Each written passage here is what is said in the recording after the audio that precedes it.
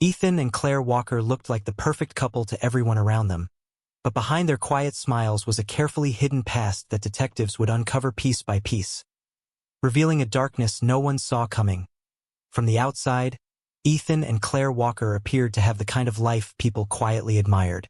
Their home sat on a calm street lined with trees and trimmed lawns. Nothing about it drew attention. The lights went on and off at reasonable hours. Their car was always parked neatly in the driveway. They waved politely but never lingered. To neighbors, they were peaceful and forgettable, which was exactly how they seemed to want it. Their online presence reinforced the image. Photos showed holidays by the sea, birthdays celebrated with simple cakes, and smiling faces framed by clean rooms and soft light. There was no excess, no drama, no public conflict. Friends described them as balanced and mature, a couple who had figured life out early. That sense of perfection made what followed far more unsettling. Late one night, emergency services received a call connected to their address. It was brief and unclear, offering little detail. When officers arrived, the house was silent. The front door was unlocked. Inside, everything looked strangely untouched. Furniture was aligned with care. Surfaces were spotless. There was no sign of a struggle, no broken items, no noise. The air felt still, almost staged, as if the house were waiting to be observed. As officers moved through the rooms, they noticed something harder to define. The home did not feel lived in. Personal items were scarce.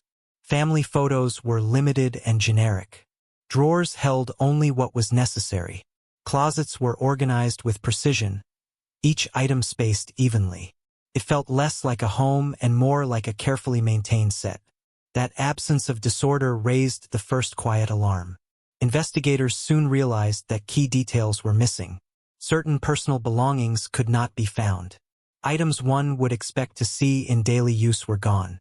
The timeline of the evening did not align with digital records.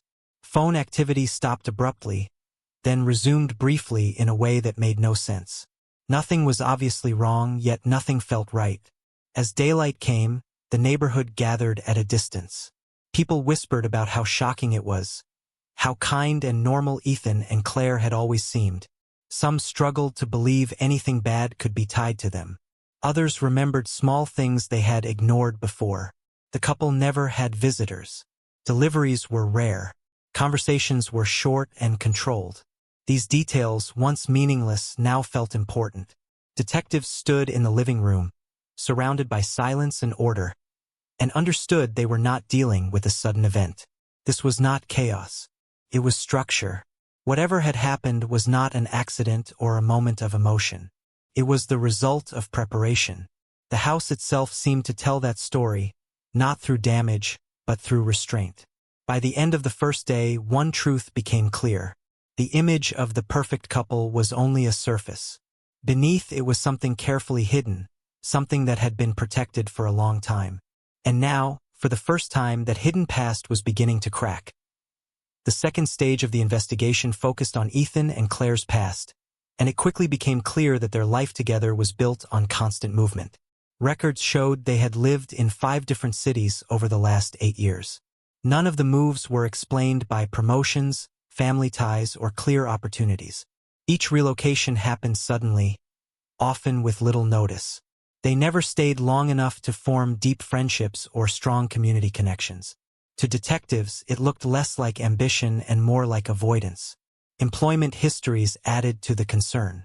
Ethan held technical support roles that ended quietly, usually marked as contract completions even when timelines did not match.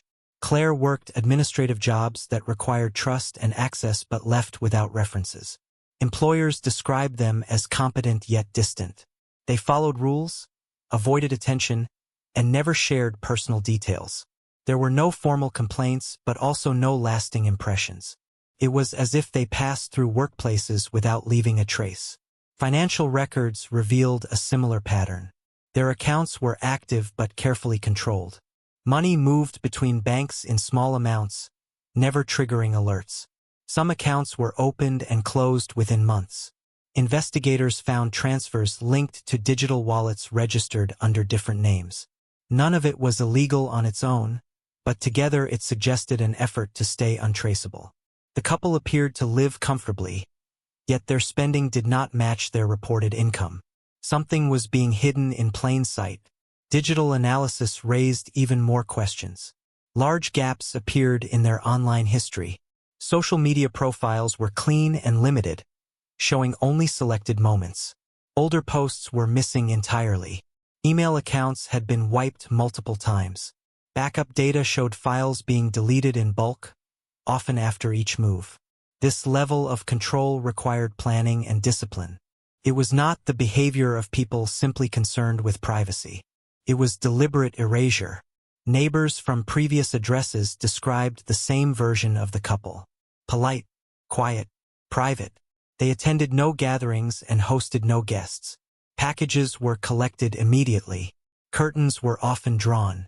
One neighbor recalled seeing unfamiliar vehicles late at night, but nothing that seemed serious at the time. These memories, once dismissed, now felt significant. The couple's life had been carefully managed to limit exposure. Detectives began to understand that the perfection was not natural. It was constructed. Every move, every job, every relationship was controlled to avoid scrutiny. The couple's shared history was thin because it had been edited. Entire periods of their lives were missing, not due to chance but by design. As files piled up, the investigation shifted tone. This was no longer about a single incident. It was about a pattern of disappearance and reinvention. Ethan and Claire were not running toward something better. They were running away from something darker.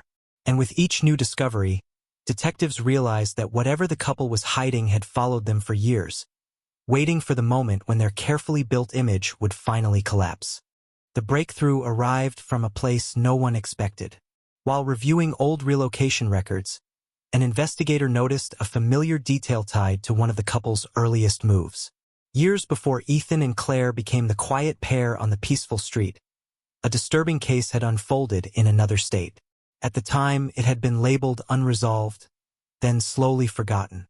When the details were compared side by side, the similarities were impossible to ignore.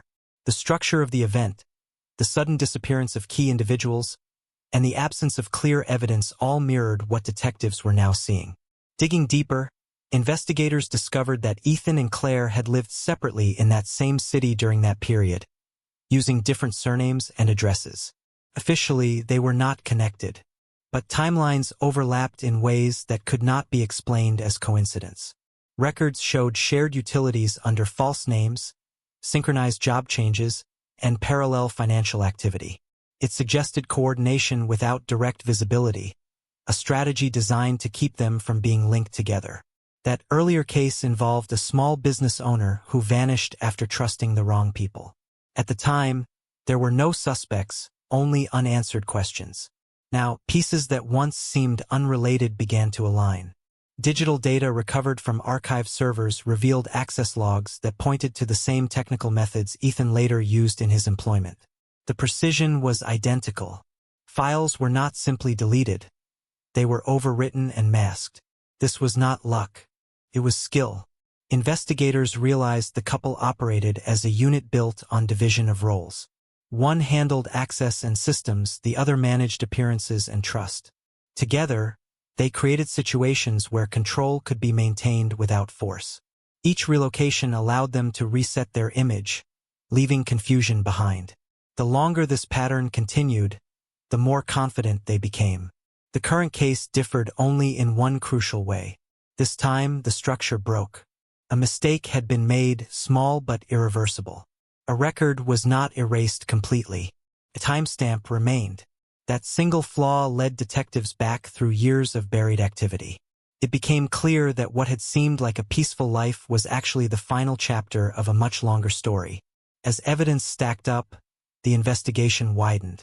More connections surfaced. Unusual account closures. Reports of people who had quietly left towns without explanation. None of these cases had raised alarms on their own. Together, they formed a disturbing pattern of exploitation and disappearance. Ethan and Claire had relied on the assumption that isolated events would never be linked. The realization sent a chill through the team. This was not a crime driven by passion or desperation.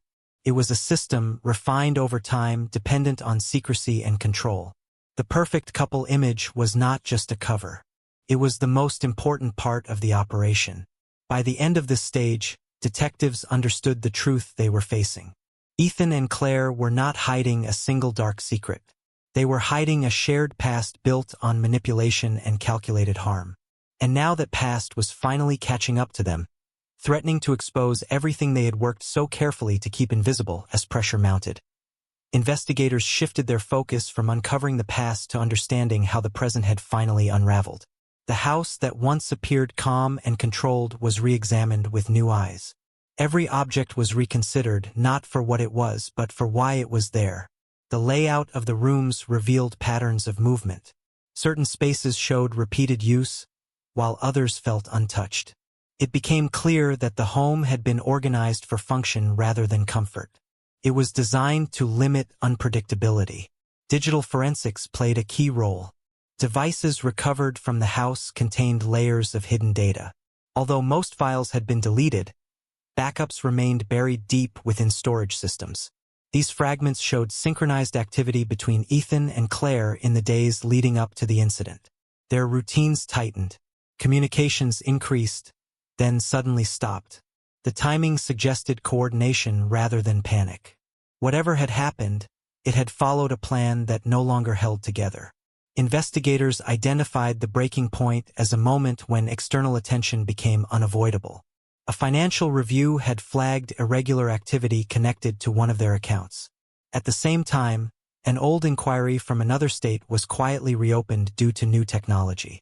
These two developments occurred close together, creating pressure the couple had not anticipated. Their ability to stay invisible depended on isolation, and that isolation was shrinking.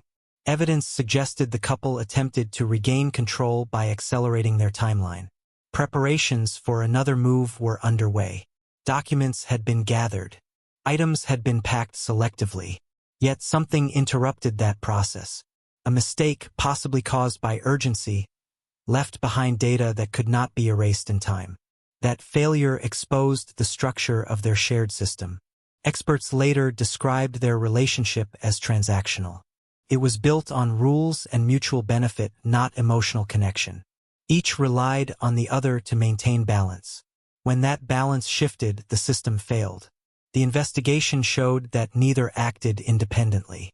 Their choices were interconnected, reinforcing a cycle of secrecy and control. As authorities closed in, the image of the perfect couple dissolved completely. What remained was a pattern of behavior focused on managing risk and maintaining appearances at any cost. The house, once admired for its order, now symbolized confinement. The silence that once suggested peace now felt deliberate and heavy. By the end of this phase, investigators understood why the case felt so unsettling. It was not marked by chaos or visible violence. It was marked by calculation. The danger came not from emotional outbursts, but from careful decisions made over time. The collapse of Ethan and Claire's constructed life revealed how fragile such control truly was. One overlooked detail was enough to expose years of deception and bring their hidden past fully into the light. The final stage of the case brought clarity, but it did not bring comfort. By the time the full picture emerged, investigators had reconstructed years of hidden behavior that had been carefully disguised as normal life. The evidence showed a long-term pattern built on deception, control, and calculated risk. Ethan and Claire had not simply reacted to circumstances. They had shaped them. Their choices were deliberate, repeated, and sustained over time. When the case reached its conclusion, the image that once surrounded the couple vanished completely. The polished appearance, the quiet smiles, and the orderly home were no longer signs of stability. They were tools. Every move, every job change, and every social interaction had been designed to limit scrutiny. What once seemed like privacy was revealed to be isolation by design. The investigation proved that their greatest defense was how ordinary they appeared. The outcome forced authorities to confront uncomfortable realities. Systems meant to detect danger often rely on noise, conflict, or visible distress. Ethan and Claire produced none of that. Their harm existed in silence. People affected by their actions slipped away without immediate notice. By the time patterns became visible, years had passed. The case exposed how easily structured deception can thrive when accountability is scattered across different places and agencies. Public reaction was intense but conflicted. Many struggled to accept that such calculated behavior could exist behind such a calm surface. Others began to question how often similar situations might go unnoticed. The story shifted from shock to reflection. It became a lesson about the risks of assuming safety based on appearances alone. Trust, when given automatically, can become a weakness. The legacy of the case extended beyond its legal conclusion. Investigative procedures were reviewed. Data sharing between regions improved. Authorities began focusing more closely on repeated relocations, erased digital histories, and patterns of quiet disruption. These changes were meant to prevent future cases from hiding so effectively. While they came too late to undo the damage already done, they represented progress born from failure. In the end, the case left a lasting message. Evil does not always reveal itself through chaos or cruelty in plain sight. Sometimes it wears patience, routine, and calm. Ethan and Claire's story became a reminder that perfection can be manufactured, and that the most dangerous secrets are often buried beneath lives that seem completely ordinary. When the file was finally closed, it did not feel like an ending. It felt like a warning meant to linger long after the details faded.